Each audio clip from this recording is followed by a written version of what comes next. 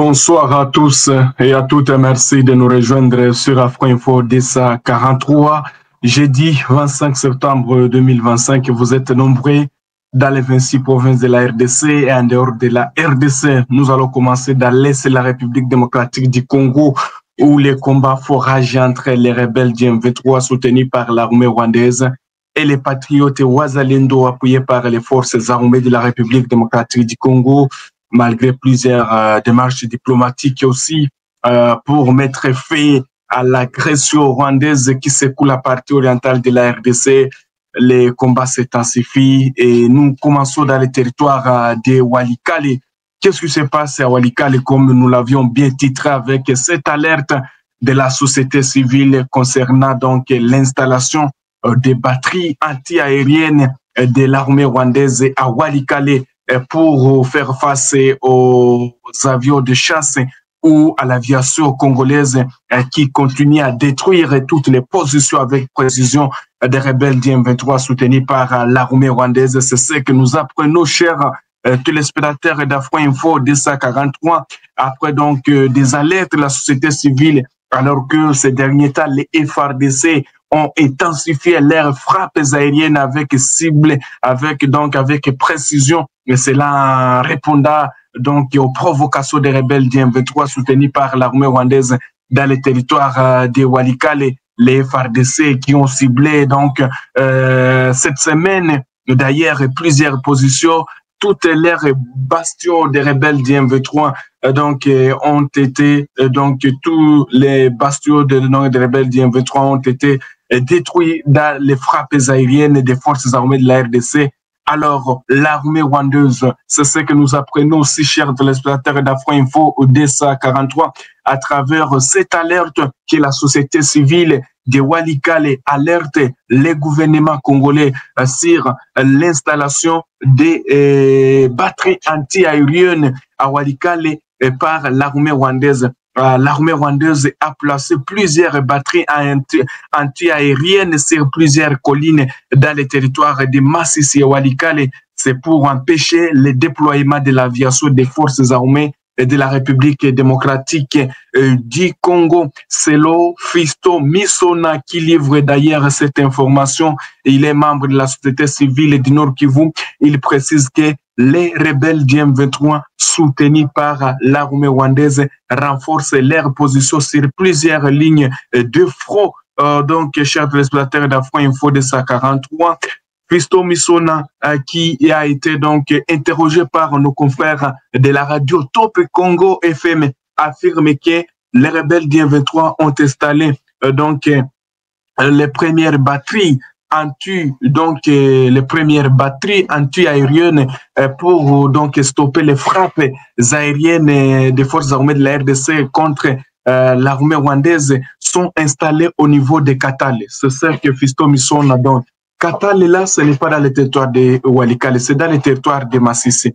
Voilà, parce que je n'ai pas pris l'image de Katale, mais on nous signale que au niveau de Katale, pour les gens qui connaissent, Fisto Misona affirme que les rebelles du M23 ont installé les batteries anti-aériennes au niveau de Katale. Katale, c'est lorsque vous quittez la ville de Goma, vous allez vers Mushaki, vous descendez vous allez vers Kisuma, vous montez vers Katale, vous allez vers Louchébert vers Masisi Centre. Il y a une colline là qu'on appelle Katale. C'est là où il y a les batteries anti-aériennes des RDF qu'ils ont déployées de ce côté-là. C'est ce que alerte M. Fisto Misona et qui a été interrogé par nos confrères de la radio Top Congo FM ce jeudi 25 septembre 2025.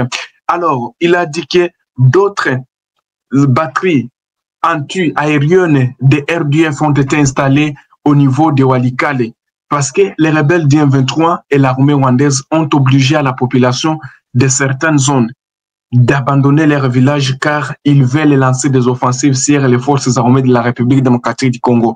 Et d'ailleurs, Fisto Misona, c'est un cas de la société civile qui est dans la région de Walikale. Il affirme que les rebelles du M23 ont abandonné leurs lignes de front qui se trouvent sur la localité, dans les différentes localités de Petit. Petit, vers Kalembe, alors qu'ils sont allés pour, donc, ils pensent qu'ils puissent contourner les positions du côté de Rusumba, donc, au niveau de Rusumba. Voilà, c'est ce que Fiston Misson, en tout cas, l'a bien dit qu'il faudrait bien vite détruire toutes les batteries, et donc, anti-aériennes. Il n'y a pas de cela, je ne sais pas si vous vous rappelez, il n'y a pas de cela où l'ONU même avait alerté avant que la ville de Goma ne tombe entre les mains des rebelles du M23. Il y avait donc des systèmes anti encore aériennes qui étaient installés par les Rwandais et qui ne permettaient pas que les avions des forces armées de la RDC puissent faire les opérations au niveau du Nord Kivu, dans les territoires de Nyiragongo, voire même dans les territoires de Masisi. Alors, c'était l'alerte ne vient pas de moi, l'alerte vient de Fiston Misona qui a été donc interrogé par nos confrères de Top Congo. Voilà, c'est ce que vous devez retenir concernant la situation donc du territoire de Walikale, parce que les forces armées de la RDC avaient intensifié en tout cas, et dans ces opérations menées par les FARDC, il y a eu beaucoup de rebelles du M23 qui ont été donc capturés, et les autres ont été obligés donc de se rendre aux forces armées de la RDC. Il n'y a pas de cela. Hier, la 3e zone de défense a présenté plusieurs rebelles qui ont été obligés de fuir suite à ces frappes aériennes. Alors, les rebelles du M23, peut-être ils ont vu non, avec ces frappes aériennes, ils risquent donc de perdre, et c'est ici qu'ils ont fait recours, donc, l'armée rwandaise est venue installer ce système des batteries anti-aériennes pour qu'ils ne permettent pas encore pour que les forces armées de la RDC n'utilisent pas l'aviation. Voilà, donc ça c'est l'alerte de la société civile du territoire de Walikale, et c'est Fiston Misona qui est alerte. Alors, parce que nous avons beaucoup de questions par rapport à Nzibira. Nous allons nous rendre dans les territoires de Walungu, plus précisément du côté d'Nzibira, pour voir qu'est-ce qui se passe, chers téléspectateurs d'Afro Info de 143 ce soir. Bien sûr, les informations, d'ailleurs, je le disais même dans la première édition, si vous nous avez bien suivis, concernant Nzibira, parce que beaucoup d'informations circulent sur les réseaux sociaux concernant Nzibira. Il est en train de sonner 19h57 dans le centre de Nzibira. L'information que nous venons à peine de recevoir est qu'à Nzibira centre, il n'y a pas les rebelles du M23 et il n'y a pas les forces armées de la RDC, les Wazalendo. Mais bien sûr, les rebelles sont en Nzibira, mais pas dans le centre. Ils craignent qu'ils ne soient pas donc surpris par une incursion du Wazalendo. Alors, une information qui n'est pas jusque-là confirmée par des sources officielles affirme que les forces, donc c'est une information qui n'est pas confirmée, comme je l'ai bien dit, par les sources officielles, affirme que les FARDC, l'armée congolaise, a lancé ce jeudi une série de frappes aériennes, en tout cas avec précision, contre les positions de la coalition RDFM 23, Turanero, Red Tabara, Ngumino. Voilà. Sur une colline stratégique, parce que on nous signale qu'il y a une colline stratégique, une colline qui est entre les mains de ces rebelles du M23. C'est une colline qu'ils occupent, mais ils ne sont pas dans le centre de Nzibira. C'est l'information que j'ai.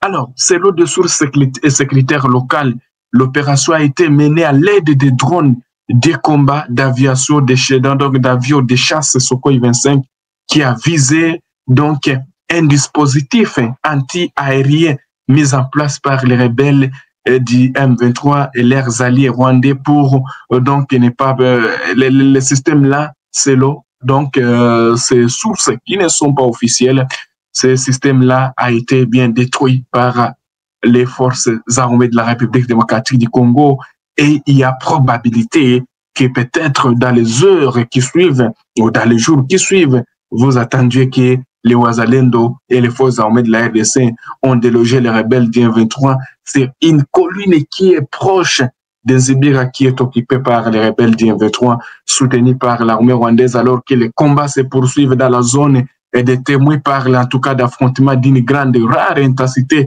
autour de cette localité considérée comme un point donc névralgique dans les dispositifs militaires de ces rebelles du M23 soutenus par l'armée rwandaise. L'armée congolaise n'a pas encore publié les bilans officiels, mais une source militaire affirme que plusieurs rebelles du M23 soutenus par l'armée rwandaise ont été neutralisés et voire même leur arsenal lourd a subi de lourdes pertes.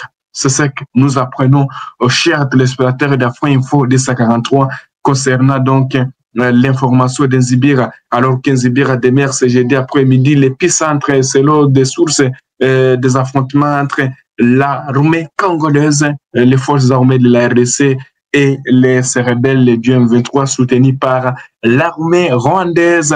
Est-ce qu'il y a des questions avant des... Voilà, il y a quelqu'un qui nous dit, mon frère, on les a détruits, vous êtes en retard. Bien sûr, c'est ce qu'on est en train de dire. Je ne sais pas si nous avons parlé, je parlais le contraire. Voilà, on dit qu'il y a donc, selon les sources, et que l'arsenal des rebelles du M23 a été détruit par donc les forces armées de la République démocratique du Congo. Voilà, merci beaucoup à tous les spectateurs qui nous ont suivis. Merci au retour de Jean-Luc Boé qui faisait longtemps et les autres aussi qui sont toujours connectés. Ça a été un grand plaisir pour moi de vous retrouver. On se retrouve donc même dans les heures qui suivent pour une autre édition. À tous et chacun, portez-vous bien. Ça a été un grand plaisir pour moi, franchement, de vous retrouver encore connecté sur votre chaîne Afro-Info 243. Nous sommes arrivés à la fin de cette édition. Merci à vous de nous avoir suivis jusqu'ici. Si vous avez apprécié ces contenus, n'oubliez pas de vous abonner à notre chaîne, d'activer la cloche de notification pour ne rien manquer de nos prochaines vidéos. Likez et partagez cette vidéo. On se retrouve très prochainement. À bientôt.